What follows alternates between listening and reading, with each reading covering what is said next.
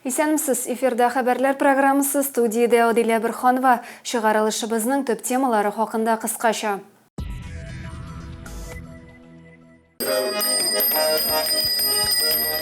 Түбән Биш мәктәбендә Рабит Батулла музее ачылды.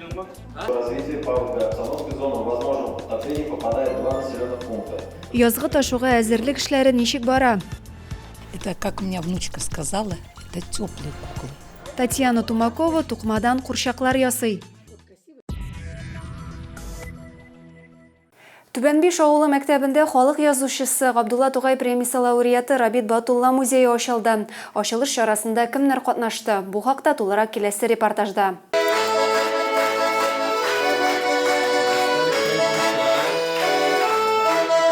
Түбән Биш мәктәбендә Татарстанның халык язучысы Рабит Батулла музее ачылды. Каләм остасының шатлыгын бу көнне район җитәкчелеге якыннары уртаклашты.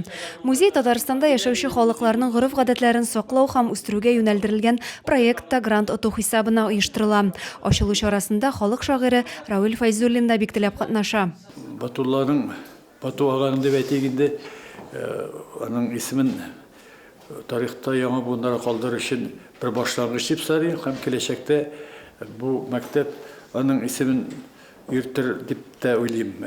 Чөнки Аллаһка бик лаек андый шундый күп кырлы татар дөньясында кайсы яктан караганда да үрнәк булырлык кешеләр алар бик сирәк туалар. Түбән Биш мәктәбендә белем алган Ялкын журналы редакторы Илназ Фазуллин да Рабит Батулланы тәбрикләде. Музей булып калмасын иде. Ул менә авылны туплый торган һәм балаларны беренче чиратта балаларга белем бирә торган, аларга тәрбия бирә торган һәм аларны шушы музейның шушы багышланган бу чактан Рабит абыйның иҗаты, тормышы белән таныштыру булсын иде. Түбән Биш авылы бер юлы 3 Тукай премиясе ияләрен биргән төбәк. Без моның белән горурланабыз, диде район башлыгы үз чыгышында. Бердән бик зур рәхмәт. Сезнең хезмәтегез, сезнең тормышыгыз алдында баш иябез. Киләчәктә дә менә Зәй районын шушылай зур дәрәҗәле итеп тотырга тырышырбыз дигән сүзләр әйтәсем килә. Музей авыл мәктәбенең икенче катында урнашкан. Биредә Рабит аганың шәхси әйберләре урын алган. Бер якта язучының төрле елларда басылган әсәрләр тупланмасы, икенче киштәдә бүләк итеп бирелгән сөлгеләр урнаштырылган. 50 елга Академия театрының сәхнәсеннән Сәгыйтдинов колхоз председателе bütün колхозчылар исеменнән бүләк итеп бик яхшы, бик әйбәт баян. Әтинең хромкасы бу үзебезнең авылның гармончысы ясаган. Әле тагын бер йөк машинасы кадәр алып кайтасы экспонатлар бар, ди язучы. Күземә нәрсә күренсә, җыя бардым, мин авылда җырдым, бер нидә монда түгел, бик тау районында. Бик иске җыртка бөтен нәрсәне ташый башладым инде теге күкшә шикелле. Зәйдән машина җибәрделәр, 2 кеше җибәрделәр, бөтен ниләрне, җиһазларын төяп монда алып кайттылар да, менә хәзер беренче тапкыр, менә мин беренче тапкыр булам монда. Музей ачылу чарасына кадәр кунаклар Рабит Батулла укыган Түбән Биш мәктәбе белән таныштылар. Биредә укучылар һәр яклап сәләтле. Фән олимпиадалары җиңүчеләре дә бердәм дәүләт имтиханын 100 балга тапшыручы да шушы мәктәпне тәмамлаган. Көрәш буенча Россия чемпионы да биредә белем ала. Адилә Бирханова, Александр Тимофеев, Максим Майоров, Зәй хәбәрләре. Быел язгы ташу ничек булыр? Су басулар куркынышы бармы? Синоптиклар су китүнең кайчан буласын әлегә төгәл генә әйтә алмый. Шулай да ташуга әзерлек чараларын күрә башларга кирәк. Бу мәсьәләгә комиссия утырышында ачыклык кертелде. Район территориясендә су басуларны булдырмау тиешле хезмәтләрнең әзерлеге турында комиссия утырышында сөйләштеләр. Язгы ташу чорында 2 авылны су басу куркынышы бар. Это Оксанинское сельское поселение, село Старый Токмак и село Буры-Сарай. С общим количеством домовладения 105 домовладений и с населением 140 человек. Янгын сөндерү һәм коткару гарнизоны башлыгы Владимир Петров хәбәр итүенчә, Иске Тәкмәк һәм Бүре-Сарай авылларында су басуларга юл куймау максатыннан мөһим чаралар күрелә.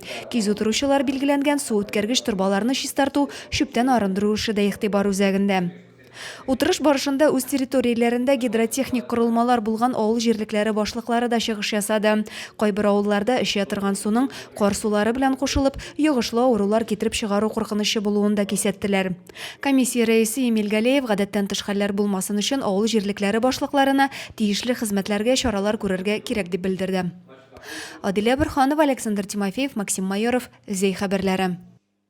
Зейдә фермерларның авыл хуҗалыгы продукциясе җитештерүчеләрнең җыелышы булды. Киңәшмәдә тармакка кагылышлы проблемалар, фермерларга ярдәм төрләре буенча программалар турында сөйләштеләр. Зейдә районының крестьян фермер хуҗалыкларының узган елгы эшчәнлекләренә йомгак ясалды. Агымдагы елда хуҗалыкларның эшчәнлек сыйфатын арттыру буенча чыгышлар яңгырады. Авыл хуҗалыгы идарәсе башлыгы Фәргать Камалиев тармак эшчәнлеге мәсьәләләре белән таныштырды. Районның авыл хуҗалыгы карамагында 122 мең гектар җир, шуның 81 мең гектары сөрү җире. Терлекчеләрнең һәм игенчеләрнең тырыш хезмәте нәтиҗәсендә район республикада алдынгы урыннарда тора. 2022 елда зәй игенчеләре 160 мең тонна ашлык җыеп алды. Шикәр чөгендеренең тулаем җыемы 360 мең тонна тәшкил итте, диде Фәргать Камалиев. Шулай ук бүгенге көндә булган проблемаларга, фермерларга ярдәм төрләре буенча программаларга тукталдылар. Конференция ахырында район фермерлары ассоциациясенә рәис итеп Денис Мельников сайланды. Узган җәйдә Казанның Яков Емельянов исемендәге мәдәният үзәге белгечләре Зәйнең Керәшен авылларында булып, аларның горыф-гадәтләрен, фольклорын өйрәнде. Керәшен йолаларын, милли киемнәрен яшь буынга тапшыру аларның төп ниятләре. Хәзер исә безнең җирлеккә мәдәни изләнүләр вакытында туплаган материалларга нәтиҗә ясарга кайттылар. Тулырак киләсе видео язмада.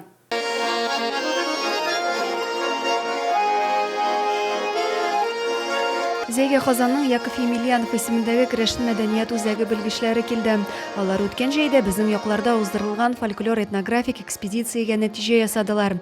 Фольклор эзләнүләр барышында Зәй территориясендә яшәүче Керәшен халкының этнографиясе, фольклоры, декоратив гамәли сәнгате буенча материаллар җыелды.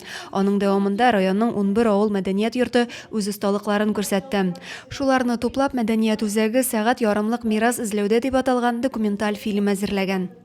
Бу безнең беренче экспедицияларыбыз, сезнең белән оештырган эшләгән экспедициялар, алар безнең шушы зур эшнең башы. Һәм инде без аңа кадәр Кайбышта, Кукмарада үткәрдек. Аларның бу экспедициялар буенча без җыентыклар чыгардык. Ә менә Зәй экспедициясе буенча без чыгардык документаль видеофильм. Түгәрәк өстәл ахырында экспедиция барышында зур тырышлык күрсәткән район мәдәният хезмәткәрләренә рәхмәт хатлары тапшырылды.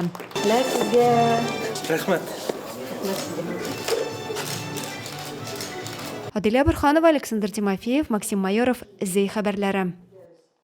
Зәйнең юхиди хезмәткәрләре юл хәрәкәте кагыйдәләрен бозучы машина йөртүчеләрне ачыклау максатыннан юлдан баручы транспорт чарасын туктатып тикшерде. Тикшерү нәтиҗәсендә 10 шоферның кагыйдә бозуы ачыкланды. Зәйдә юхиди хезмәткәрләре тарафыннан чираттагы тоннель операциясе үтте. Билгеле бер вакыт аралыгында барган тикшерүдә юл хәрәкәте кагыйдәләрен бозуның 10 очрагы теркәлде. Дәүләт номеры укылышсыз булган өчен бер, ОСАГО иминият таләпләренә туры килмәгән 6 машина йөртүчегә беркетмә тутырыла. Тикшерү барышында бер шоферның куркынычсызлык каешын эләктермәве, тагын берсенең машина йөртү таныклыгыннан башка руль артына утыруы ачыклана. Шулай ук бер гражданин балаларны машинада йөртү кагыйдәләрен боза. Зәйдә яшәүче кул эшләре остасы Татьяна Тумакова гади генә тукманы җанландырып курчаклар ясый. Алар арасында ниндиләре генә юк. Тик һәр кайсы күңел җылысы белән башкарылган. Останың курчаклар күргәзмәсен безнең иҗат төркемендә төшереп кайтты. Сәләтле кул эшләре остасы Татьяна Тумакованың күргәзмәсендә нинди генә курчак юк. Һәр кайсының үз тарихы бар. Барысы да күңел җылысын кушып кулдан тегелгән. Татьяна ханым алар турында сәгатьләр буе сөйли ала. Яраткан шөгылен исә ул оныгын замана гаджетларыннан арындыру максаты белән башлый. Куклы для души. Это они рождаются, когда мне есть желание, когда мне, вы знаете, иногда бывает плохо мне, я начинаю ими заниматься. Это, как у меня внучка сказала, это теплые куклы, теплые игрушки. Курчаклары кул астындагы төрле материаллардан тукма җептән ясалган. Геройлары арасында хөрмәтле әбисе дә бар. Останың яңа тукмадан гына түгел, иске әйберләргә икенче сулыш өрүе дә игътибарга лаек. Кайбер курчакларында үзенең эчке халәтен сурәтли, кәефенә туры китереп тә тегә. Это состояние моей души. То есть он упал, но у него в нем сохраняется любовь и вера. Видите, почему падший? Он не бритый, он некрасивый, грязненький, но он ангел. И в душе-то у нас бывает то же самое. Татьяна Тумакованың эшләре белән үзәк китапханәдә оештырылган, аның кулында курчакларга җан керә дигән күргәзмәдә танышырга мөмкин. Ул 1 апрельгә кадәр эшләячәк. Адилә Бирханова, Дин Сипатов, Зей хәбәрләре.